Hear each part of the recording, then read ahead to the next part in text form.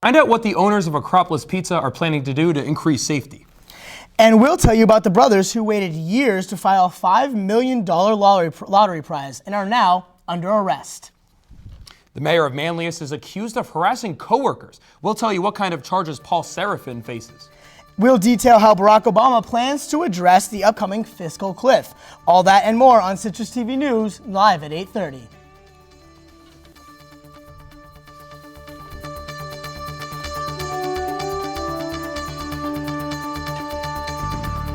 Good evening and welcome to Citrus TV News live at 8:30. I'm Ted Goldberg. And I'm Chris Luther. Syracuse University plans on moving the bookstore out of Shine. That's tonight's top story.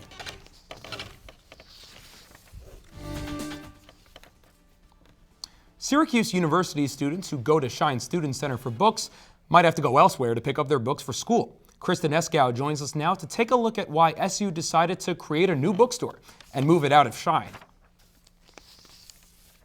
Center is the SU bookstore, where many students purchase textbooks, school supplies, and orange and blue clothing.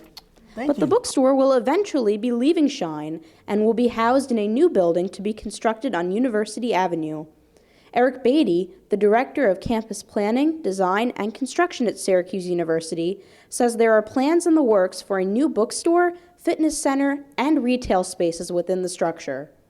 There are some preliminary plans. We've got the layouts of the bookstore and the fitness center fairly well worked out, and we have a pretty good sense of what the building will look like both on the outside as well as inside. Beatty says that the size of the new bookstore will be about 10 to 15% larger than the store's current home in Shine. I think what it will give the bookstore an ability to do is update its spaces and the arrangement of those so that they can more effectively meet the needs of students and consumers today as opposed to when the old bookstore was built. However, moving the bookstore also means an expansion of the student center, creating more space and new opportunities for student functions.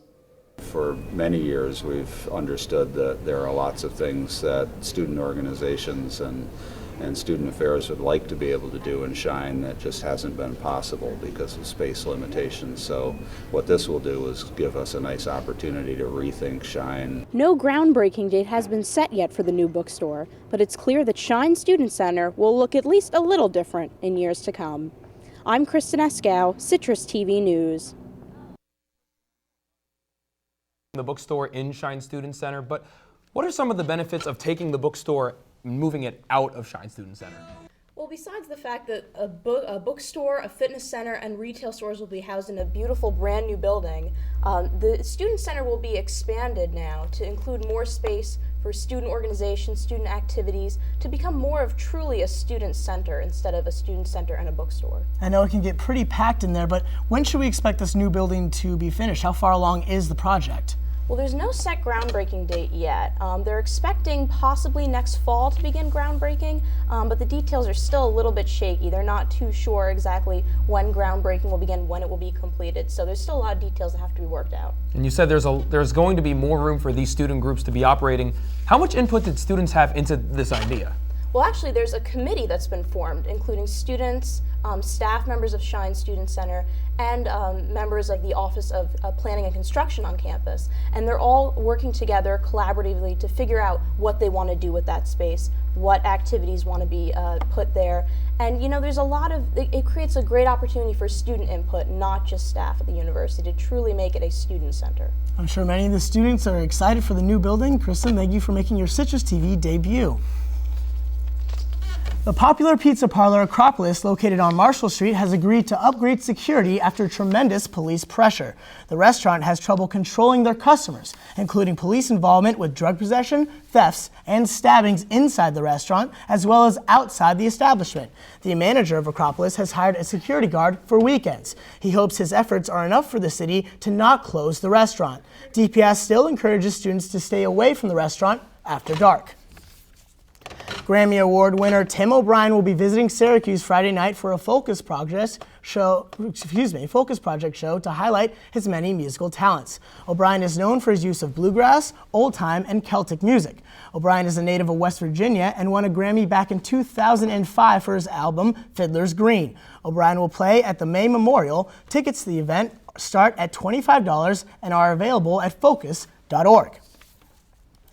Musical artist Bono visited Georgetown University today to spread awareness of his One campaign. While there, he made a comical jab at Syracuse University. Before talking about fighting international poverty and disease, Bono created a fake attack ad for college admissions that says Syracuse School is a school whose mascot is a fruit, giving Georgetown students a reason to cheer. This was then posted on the Syracuse University Facebook page, where a social media showdown followed as Syracuse students showed their orange pride and apparent disapproval of the rival Hoyas.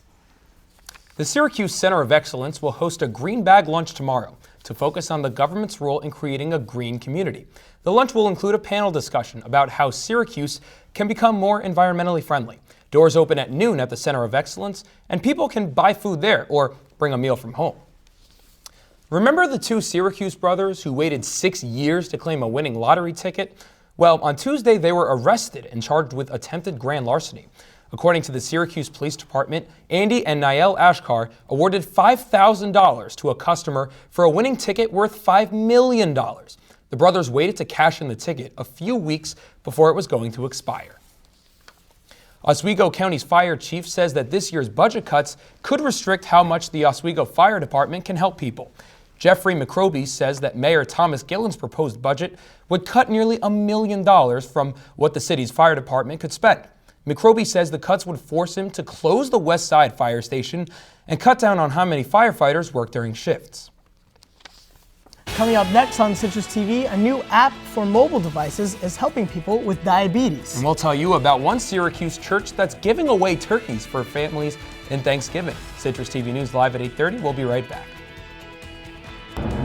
Coming up next, we'll take a look at the weather across the country and fill you in on any potential travel delays you might come across this weekend. All that and your 5-day forecast are coming up on Citrus TV News. Know what? What? Since I got adopted, I've learned a lot about these humans. I know. I mean, check out these two. It's Flirt City over here. Yeah, I noticed that. It looks like my human is definitely into your human. Oh, look! I think she's getting his number. Nice. Your human's got some sweet moves. Takes after his dog. Oh, look, they're doing that thing where they put their arms around each other. She kicked up a leg. It's like in the movies. That's awesome. Looks like we're going to be hanging out a little bit more.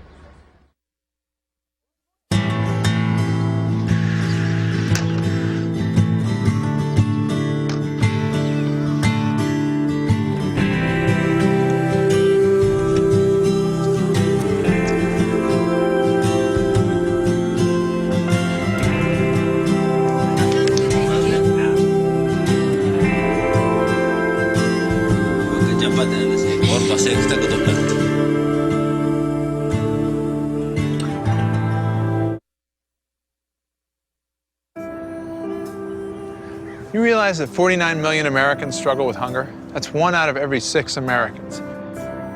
These people are around us every day. They're our friends, they're our coworkers, their kids go to school with our kids. Sometimes we're not even aware that they're struggling. This problem is closer than you think. So is the solution. Play a role in ending hunger. Visit feedingamerica.org/hunger and find your local food bank. We are different. Society should aspire to be more like us. Be part of the first class. Get energized. Get outside. Hold on, guys. It's gonna get bumpy. And get moving. Experience the power of physical activity.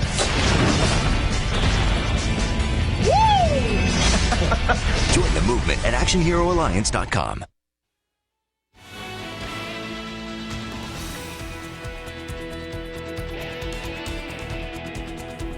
One of the more bothersome daily activities for someone suffering from diabetes is checking their blood sugar. But now, a new app is helping to make that activity a little easier. CitrusTV reporter Steph Machado looks into the new technological breakthrough and how it is helping diabetes patients.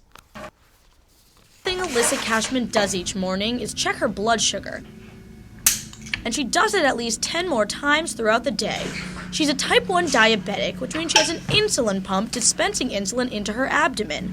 She recently purchased the IBG Star blood glucose meter from the Apple Store, which plugs into her iPhone to replace her older, bulkier supplies. I prick my finger, put the blood in, it shows the number, and instead of seeing the averages on the device, I plug it into my iPhone. It downloads all my recent data. She can even email the data directly to her doctor from the app.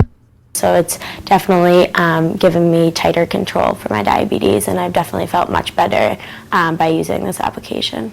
So is this a huge technological advance or just a lot of hype? I think it's probably somewhere in between. We've had blood glucose meters for a long time, a couple decades at least. It's just a different way to look at and communicate the information that has been available. What about all those other health apps that monitor heart rate, weight, and fitness? My experience with the nutrition apps where people self-track their dietary intake is that they're only as good as the database behind the app. And there are a lot of incomplete databases out there. So perhaps this isn't groundbreaking technology, but for Alyssa, it went from all of this to just this. For Citrus TV, I'm Steph Machado. A fundraiser for a retired Marine with ALS raised more than $30,000 over the weekend in Clay. Kyle Francis was injured while serving in Afghanistan and was diagnosed with Lou Gehrig's disease while he recovered. Volunteers say that more than 1,000 supporters showed up to support Lance Corporal Francis. They also say that people can still donate, even if they didn't come to the fundraiser over the weekend. If you're interested in donating, you can go to benefitforkyle.com. The mayor of Manlius was accused of creating a hostile workplace environment last night by an outgoing park and recreation director. Kristen Hansen filed the workplace violence charge against Mayor Mark Paul Serafin at last night's village board meeting. Hansen, who resigned to take a job in Texas, says Serafin verbally abused and intimidated her in a variety of ways during work. Committee members are calling the claim credible. However, Serafin is ignoring the charge, calling them, quote, a witch hunt. No formal charges have been filed against Serafin. Nottingham High School has been more than accommodating to Muslim students of late. After classes finish on Friday afternoons, the public school is now allowing a group of Muslim students to use classrooms for weekly prayer services called Juma. Nottingham, known for its diversity, agreed to allow the prayer service after the founder of the Muslim prayer group petitioned the principal to allow the weekly meetings. Public schools by law may not affiliate themselves with any particular religion. The Onondaga County Sheriff's Office honored a 12-year-old boy from North Tonawanda last night for saving a boy's life in a hotel pool over the summer. In August, Micah Skyme dove into a pool and rescued a young boy who was drowning. Paramedics saved the boy after Skyme pulled him out of the water. Onondaga County gave Skyme a Civilian Recognition Award, an award given every year to people who rescue others. If you're worried about the prices of turkey this Thanksgiving, you might want to check out the River of Life Family Church in Syracuse. The church is continuing its tradition of giving away 500 free turkeys to local families.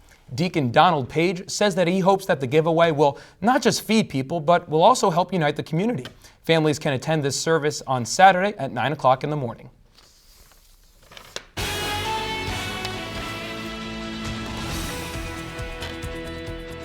A rather unexpected, beautiful November day today in Syracuse. Day after day, we expect more cold temperature, but who knows? Maybe we will have a rather warm Thanksgiving with the family. Weather expert Irfan Urazi knows, and he joins us to tell us what we can look forward to. Irfan? You're right, Chris. It's a bit chilly today, but we did get to enjoy a good amount of sunshine, which was really nice. We had a high temperature of 45 degrees today, and our overnight low looks to dip back down to 32 degrees. You can expect partly cloudy skies, but no rain at all overnight tonight. But just like Syracuse today, it's looking beautiful across the country. Sunny skies and upper 40s for nearly the entire country, and just a few showers down south in Jacksonville. But really, it's been a calm, storm-free week, and should be ideal weather for traveling in this pre-Thanksgiving weekend. But in the northeast, looks to be a lot colder. But we can still look at the temperatures across the board. We see 44 in Albany today. 44 in Albany today and 47 out south in Baltimore, 45 degrees out in Boston. Our Doppler radar shows that this calm northeast weather, much of that moisture that you can see there has moved on past us farther north. We're benefiting from some favorable air currents. That's going to keep cloud formation to a minimum, keep that rain out of our area. And if we take a look at the 5-day forecast, if you like that sunshine we had today, you can expect more of it for the rest of the week.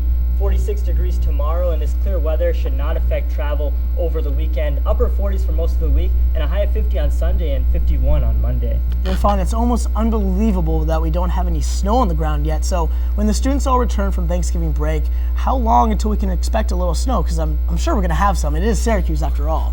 You know, it's almost going to be like karma. We're not going to get, there's been no delays going off for Thanksgiving, but maybe when we're coming back, we might see some snowfall as temperatures begin to dip, so that might be something to look out for. All right, thank you, Irfan. And coming up on Citrus TV News, live at 8:30, the FBI is investigating David Petraeus' sex scandal and trying to figure out if it poses a risk or not to national security. And we will update you on the looming fiscal cliff just over the horizon, back in 90 seconds. Now, some action from the courts. Billie Jean King renewing her rivalry with Arthritis. First set, furious volley, and right to the net for a winner. Beautiful forehand there. Arthritis, stunned. And here, match point. Billie Jean with the ace, taking it in straight sets. Afterwards, a jubilant Billie Jean King. Tennis is a weapon for me with arthritis. There's nothing like it for me to hit a ball, run to the ball, anytime, any court. I'm ready. Let's go. What's your weapon against arthritis? Find out at fightarthritispain.org.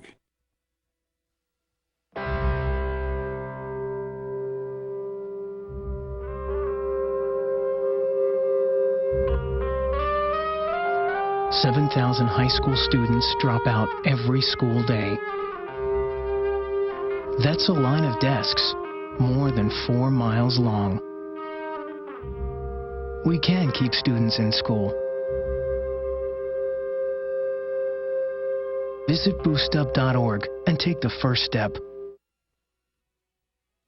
So, I'm kind of new here, but I've noticed a trend. My human does this funny thing where she goes around and gets all my toys, and then she hides them in that basket by the door. You know, but it's always the same basket, and it's always in the same place. And then she acts so surprised when I find them, but, you know, she's putting them in the same basket. Again. It's like, hello, that's where you put it last time. You were the worst at hide and go seek.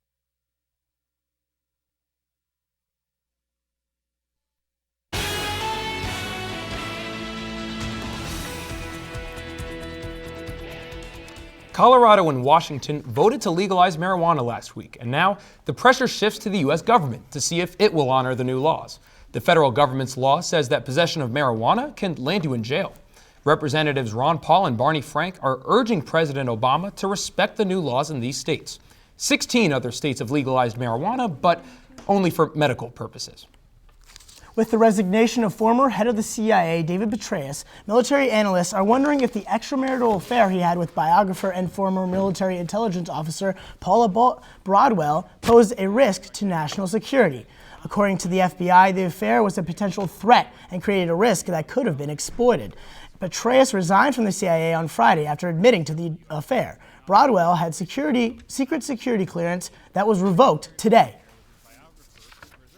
3 pilots on their way to a safety conference died when their plane crashed into a house in Mississippi. The plane's owner, Michelle Latham, says the single-engine plane was on its way to a Federal Aviation Administration conference. A police officer in the area says he saw the plane sputter as it went down and that the plane looked like it had run out of gas. A local coroner says she would need to use dental records or DNA testing to identify who died. A few minutes after the plane took off, the pilot tried to fly back to Hawkins Field Airport, where he took off, but the airport couldn't give the pilot permission to land.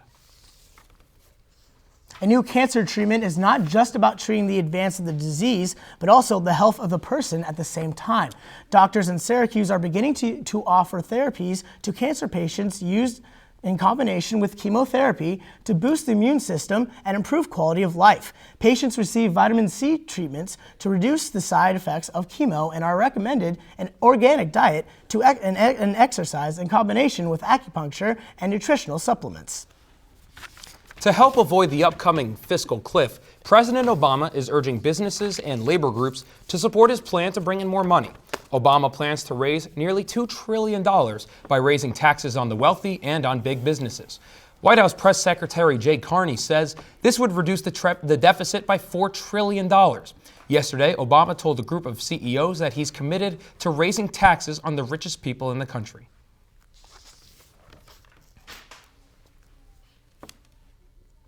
Europeans have started to protest against the European Union's policies. Italian and Spanish police forces have had to use tear gas to disperse the crowds, made up of workers and the unemployed. The protesters are demanding governments to create more jobs and stop slashing benefits. Unemployment in Europe has reached a record high of nearly 12%. Spain and Greece have nearly 25% unemployment. I'm Chris Woolner, and coming up in sports, we'll take a look at who's hitting the road for the NCAA championships this weekend and another Q's milestone. I'll also have updates on women's basketball and SU football as they hope to go bowling after this weekend. All that and more when Citrus TV News returns. Hi, my name's CJ. A few years ago, my father became seriously ill. I did what I could do before he passed, but it took its toll. I lost my job, my house. I'm getting back on my feet, but I don't know when there'll be food on the table. How'd I do, CJ? We could be twins. Well, cousins, maybe. Play a role in ending hunger. Visit feedingamerica.org/hunger and find your local food bank. So, I just moved in with this family, and it's embarrassing. The little one, he likes to go outside and crawl around in the giant litter box. I don't know what he's doing. I mean, I was born and I knew how to use the litter box. Look at that. That's disgusting. Oh, poop already. You're making me nervous. Oh, okay, I can't look at this anymore. I really hope he grows out of this, for his sake.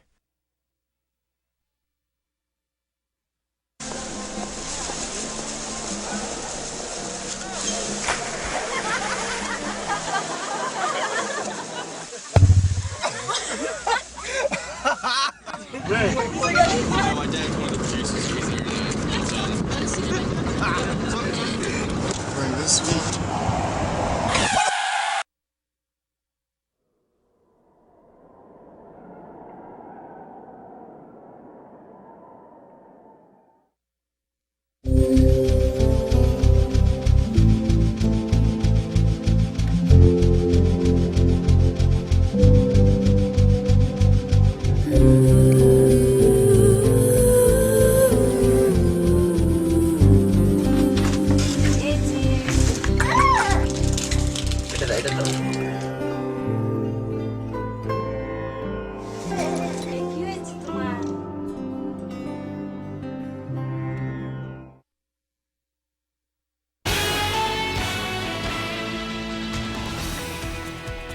Collegiate Fall Championship season is right around the corner, and as the transition into winter sports begins, Syracuse will temporarily put its focus on the postseason in 3 different championship tournaments. The Orange men's soccer team will head to Cornell to kick off the first round of the NCAA tournament on Thursday, while the field hockey team will begin its Final Four on Friday, taking on the University of North Carolina. And the cross-country team, coming off a Big East championship, will run in the NCAA championships on Saturday. All 3 of the team's coaches were also honored as Big East Coaches of the Year, the first time in Syracuse school history.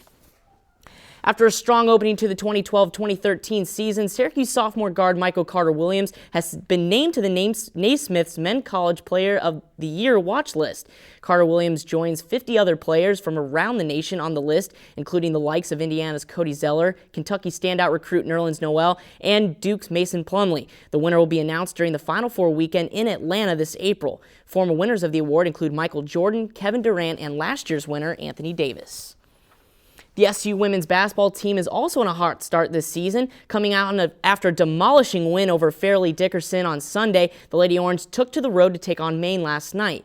After a slow start in the first half, the Orange held Maine scoreless for over 8 minutes to go on a 17-0 run in the second half to roll over the Black Bears 68-44. Senior center Kayla Alexander had 19 points and 12 rebounds to lead the Orange to victory.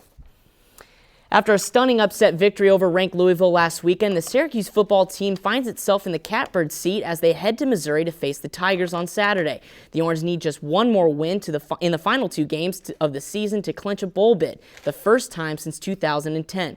Missouri comes into this weekend's matchup also with momentum after a thrilling defeat over Tennessee last weekend. SU is 2-0 against Missouri all-time, and Saturday's game marks the 3rd time the Orange have faced the Tigers, the first dating back to 1987. Kickoff is set for 7 p.m. on ESPNU. This week, junior ice hockey team members Akane Hosoyamada and Jessica Drinkwater were named to the CHA Weekly Honor Roll. In a 2-2 tie at RIT this weekend, Hosoyamada notched the game-winning tying goal with 3 minutes left in the conference, while Drinkwater stood strong in the net with her season-best 36 saves. The Orange is off this weekend and returns to the ice on Tuesday, November 20th, when it hosts RIT at Tennessee Ice Pavilion. Well, the only unbeaten team in the NBA is still the only undefeated team. Last night, the New York Knicks clinched a 5-0 start to their season with a win over the Orlando Magic 99-89. Last time the Knicks started this season this good was 1993. Coach Mike Woodson is now the 6th coach ever to win the first 5 games in consecutive seasons. The Knicks travel to take on the San Antonio Spurs on Thursday night in hopes to keep that streak alive. And after only 7 games, the Boston Celtics announced that former SU standouts Fab Melo and Chris Joseph will be assigned to develop their skills at Boston's Development League affiliate, the Maine Red Claws. Melo saw action in all 8 preseason games, but only averaged 2 rebounds and 6 minutes a game, while Joseph made his NBA season debut at Milwaukee and posted just 1 rebound and 1 assist. No comment has been made on the length of their stay in Maine.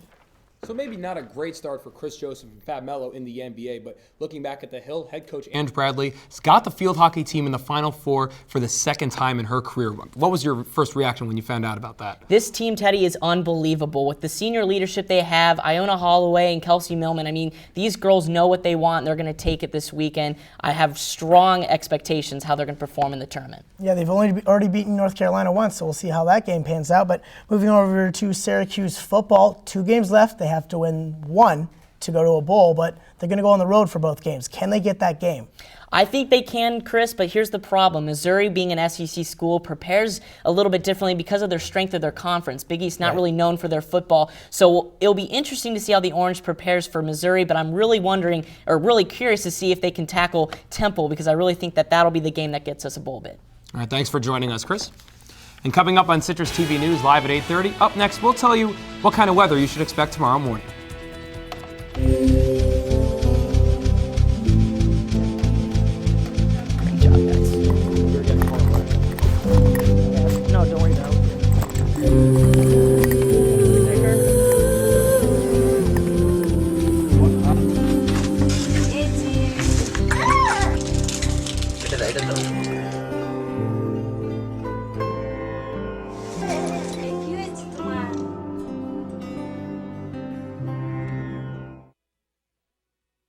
So, I got this new family, and I don't know what it is about this one, but she can't seem to put down that toy all day long. Tap, tap, tap, tap. Oh, and she even talks to it. She talks to that more than she talks to him. What's up, bro? Nice shirt. Who's she talking to? Her mom? She talks to her mom a lot. Chris, I don't know how much inconvenience you've ever had at airports, but there was a man at Tambo International Airport in Johannesburg, South Africa, that got a full body scan of a passenger who was going on board, and he had quite the interesting x-ray scan, Chris. I can't believe those things ever work because they never found anything on me, but 220 polished diamonds were found inside the man's body, and that's his stomach, Ted. The South African police force thinks that the man was trying to smuggle diamonds out of the country into Dubai. The diamonds were valued at more than $2 million. Not sure what you would do with all those diamonds in your stomach, though. I wonder if he has to clean that at customs or anything like that. I don't know, Chris. Well, that's all the news we have for you tonight on Citrus TV News live at 8:30. I'm Ted Goldberg. Thank you for watching. And I'm Chris Luther. Thank you for joining us, and have a peaceful Thanksgiving break.